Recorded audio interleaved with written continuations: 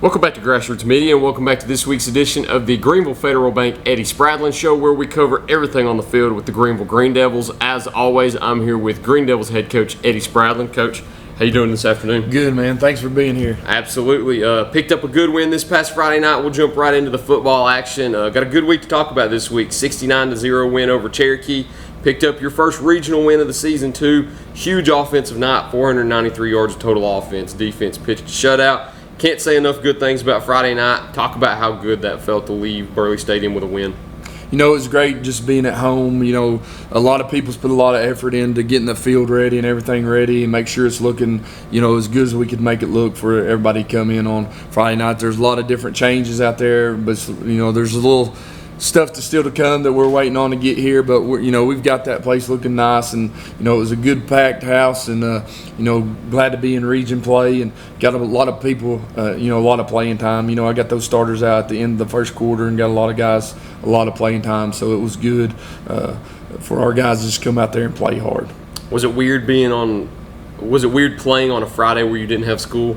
Yeah, it throws a wrench in your schedule, your different plans, but we brought those guys in there earlier that morning, just did a little walkthrough, went over some stuff, fed them a little breakfast, and let them go. Then we got back at our normal time and just did our normal game plan stuff that we do on every Friday. So, but it's a little different, but we try to keep it as close to normal as we can. Seems like it didn't impact your game any because the offense was rolling the entire night. I mentioned it right at the beginning. 493 yards of total offense. You threw two quarterbacks out on the field with Corbin Cannon and Caden Ball. Both did an exceptional job out there. Total, they were 9 for 10 with, I believe, 206 yards and 2 touchdowns. Caden had a few on his feet, too. And talk about how happy you were to see both of your quarterbacks play well. Yeah, we got Caden in there at the start of that second quarter. Corbin did a really good job. I think he was 4 for 5. He had a long touchdown pass to Zayden Anderson to start early in the game. So it was good to get both those guys in there. We've got, we talk about it all the time. For us to be successful, you better have two quarterbacks you can depend on, and that's what we got with both those guys. And running backs, too, we've mentioned that. Have you split carries with a lot of players throughout the season so far? And in your third game, you did the same. I know Emmanuel Dixon had 6 rushes, 83 yards, a touchdown. Carson Quillen, 6 rushes, 50 yards, and 2 touchdowns. And then Caden Baugh, as we mentioned, he had 6 rushes for 23 yards and 2 touchdowns. So you threw 2 different running backs out there. Caden was able to scramble a little bit on his feet, too. And you really got the ground game going. And credit to your offensive line, too, for kind of opening up the hole and opening up the floodgates for them. Yeah, I think we talked about on last week's show that we've really trying to find somebody at right guard, and we've got that guy in there the past couple games, and he's doing a good job. So, it's been good. We're winning up front, and we got to continue to do that. Down the road for us to be successful. But like we talked before, I feel like I've got 5 or 6 running backs that we can put in there that all can help us win football games. Like you said, mentioned before, we had Bryson Myers, another kid that big strong kid. He got in the end zone on a couple carries that he had. So you got a lot of kids getting a lot of touches, which is really good. And I know we talk about skill positions a lot too with quarterback, running back, and wide receiver, but I do kind of want to dive into the offensive line a lot more too. What goes into kind of building an offensive line unit, and how do you coach an offensive line too? We talk about, that's not a glorious position you get a lot of attention for. So it's not a fun position. You don't get to run routes and, catch balls, do all the fun stuff. You're driving a 5-man sled during practice. You're always beating and banging on each other. But for us, it starts up front with Coach Bentley, our offensive line coach. He's one of the best around. He does a tremendous job with those guys. He gets those guys ready from week to week. And, I can depend on him. Whatever group we've got out there, by the time when we've got to, be ready for the playoffs, he's going to have the best offensive line out there. And those guys put in a lot of hard work during the week, and it's starting to show on Friday nights. And I know the offensive line paved the way for Carson and Caden, too, and protected them in the pocket because they did great the other night. I think we mentioned they only had 1 incompletion the whole entire night. Zayden and Carson did great running routes, too. Zayden had 2 receptions, 91 yards and a touchdown. Carson had a reception, 43 yards and a touchdown. those are two players we've talked about running routes for you a lot so far this year, and it seems like they had another good night in their home opener. Yeah, anytime that you can get the ball in those guys' hands, there's a chance that something special is going to happen. And, Zayden hit a long fly and, had a good run after the catch. And then we hit Carson on it was a 4th down play and hit him on a slant, and he took it to the house for a 40-yard touchdown. So, we had a lot of guys catching footballs. We're working some new guys in there at receiver that we think can help us, make us better on offense. So we just continue to work that during, we got better during the game, and we had a good week of practice this week out there on the edge. And you pitched a shutout, didn't allow them to any points. But another impressive feat is you allowed them to less than 100 yards total throughout the game also.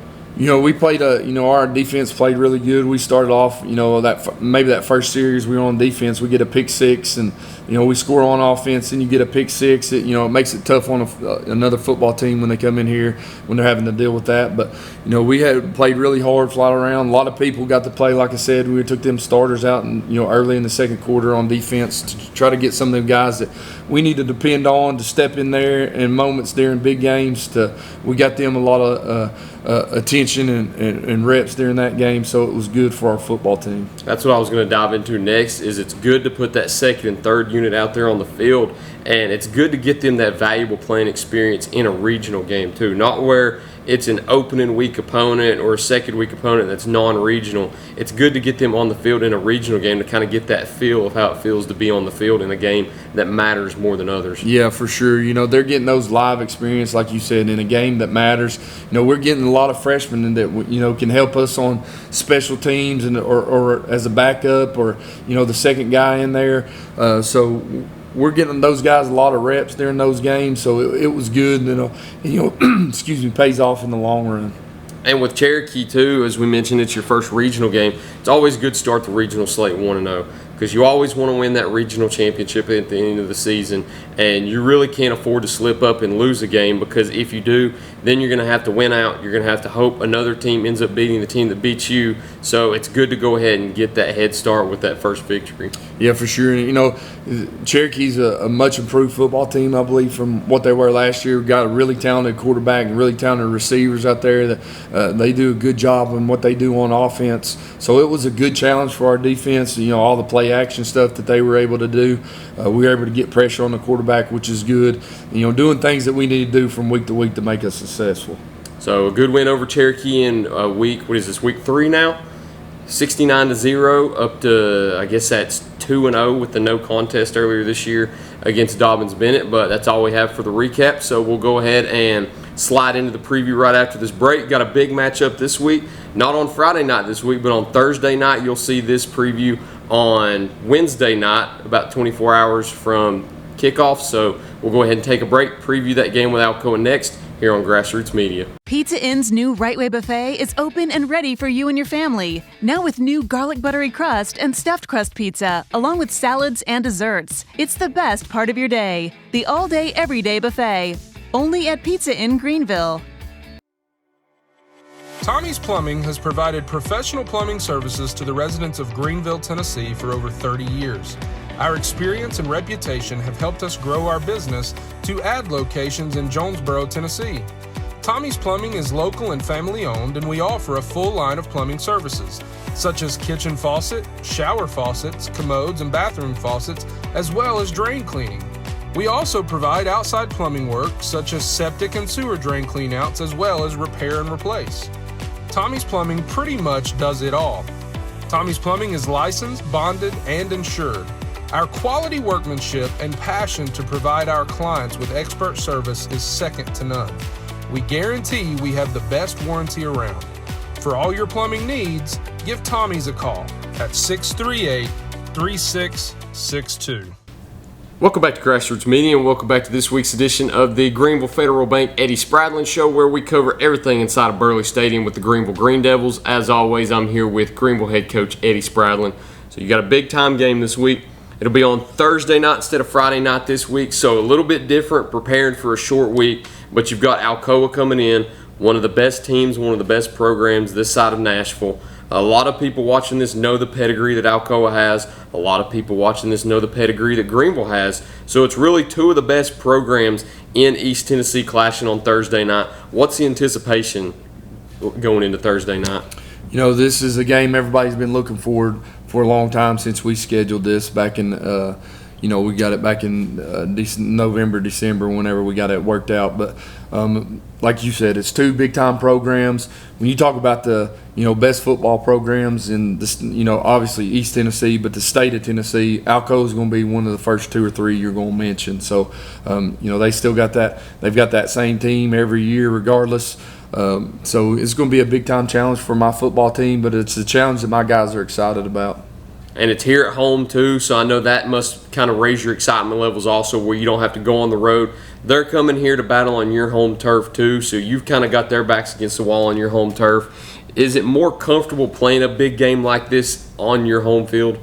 Burley Stadium is a special place to play high school football. So, we like to be in at home. You just feel like you're a little more relaxed probably in doing your things in your own locker room. You don't got to worry about going to a locker room that's not got no air conditioner, 100 degrees in there, or raining on you at halftime. So, but you're in your own little space. So hopefully that helps us, feel a little more comfortable and relaxed a little.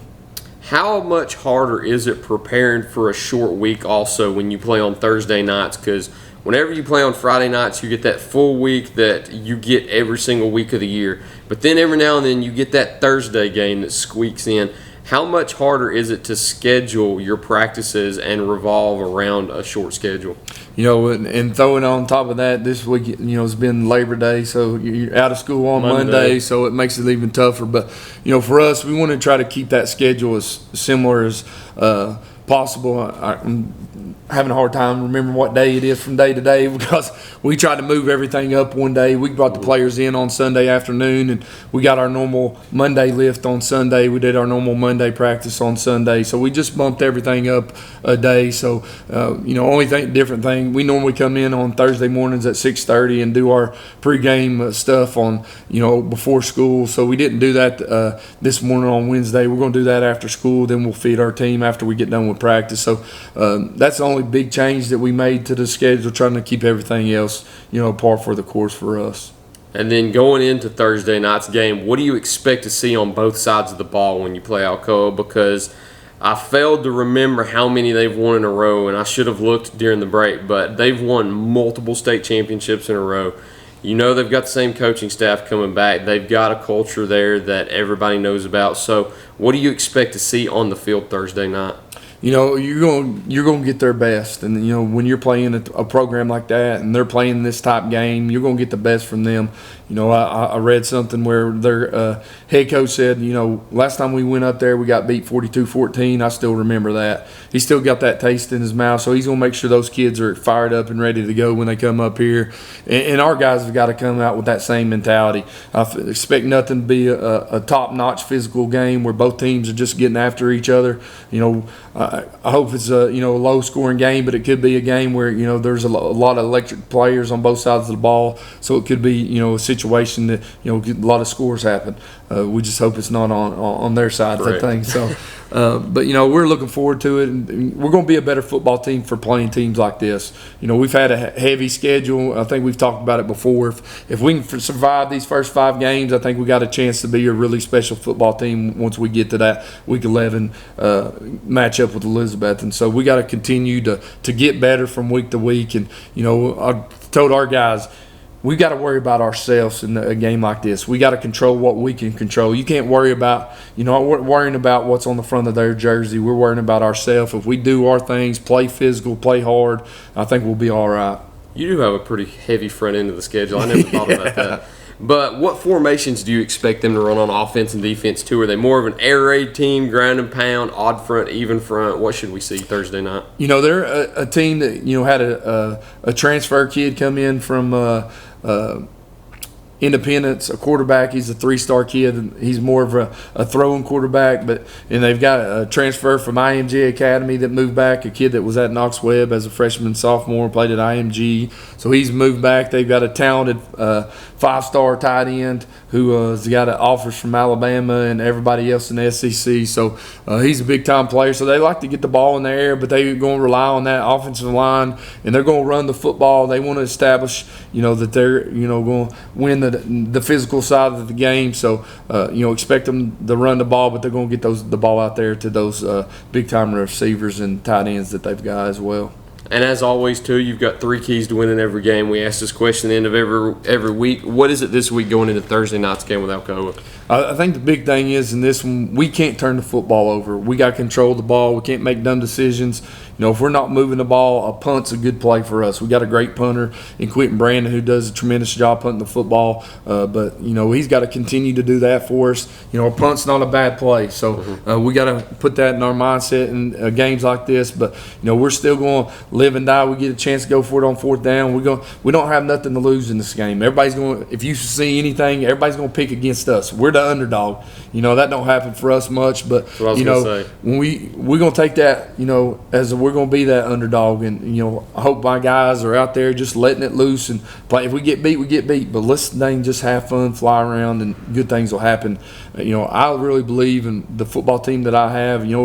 We've talked before. We're a young football team at a lot of positions. A lot of kids got to grow up and get some experience.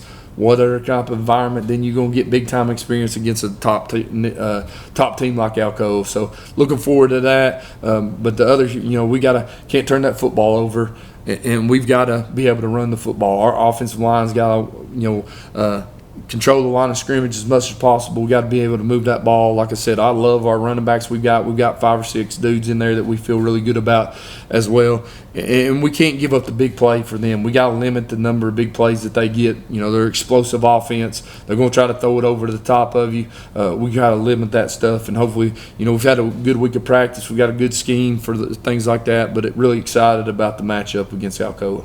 And I've said Thursday night about as many times as I could on here just so nobody gets confused. If you're seeing this on Wednesday night, you should probably assume it's going to be on Thursday night. But we won't be broadcasting it. But I do understand that there are 2 different stations that you can see it. You can see it on Knoxville Station, I think WKNX, and then you can see it here in the Tri-Cities on WCYB. So if you can't make it out to Burley Stadium, then tune into one of those stations if you're in the Knoxville area, or if you're here in the Tri-Cities. But Thursday night, Burley Stadium, 7:30 kickoff time. 7 o'clock kickoff. 7 o'clock kickoff time, so a little sooner than I was expecting. So 7 o'clock, I think that's all I've got for you this week. Good luck in the matchup against Alcoa. Appreciate it, man, and go Devils. It'll be a huge matchup coming this Thursday night, but I encourage everybody to go out there and check it out if you can. It'll be a packed house, so please show up early. Do not show up at game time. You might be parking down at McDonald's on the Tusculum Boulevard because there might not be any parking. But that's all we've got this week. Thank you all for watching this week's edition of the Greeneville Federal Bank Eddie Spradlen Show. We look forward to seeing you next time here on Grassroots Media.